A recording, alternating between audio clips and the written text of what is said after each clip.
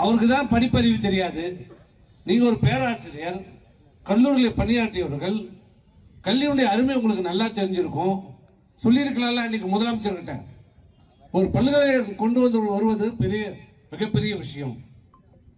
அதை கொண்டு வந்து விட்டார்கள். நிதி தான் ஒதுக்கல. சரி, நம்ம நிதி ஒதுக்கி பெயரை மாற்றி நாம் அதை ஸ்டிக்கர் ஒட்டிக்கலாம் சொன்ன பிறகு எல்லாத்துலயும் ஸ்டிக்கர் ஒட்டுறல, எல்லாத்துலயும் ஒட்டுறல. இதுல மட்டும் பல்கலைக்கழகத்துக்கு நிதி ஒதுக்கல. நாங்க ஆட்சிக்கு வந்தா கொடுக்க போறோம் 500 கோடி, 1000 5000 கோடி கூட கொடுத்துட்டு போய் நாங்க. அது என்ன பெரிய விஷயம் மாரி பேச, நீ கொடுக்க வேண்டியதானே. இப்ப நான் கொண்டாந்த திட்டத்தில் நீ பண்ண சொல்ல. இப்ப ஜல்ஜீவன் திட்டம் எங்க அம்மாவுடைய ஆட்சியில கிட்டத்தட்ட 95% நாங்க முடிச்சோம். ஜல்ஜீவன் அனைத்து ஊராட்சிகளுக்கும், விழுப்புரம் மாவட்டத்தில் இருக்கிற 590 ஊராட்சிகளுக்கும் ஜல்ஜீவன் திட்டத்தை கொண்டு வந்தது அம்மா ஆட்சி.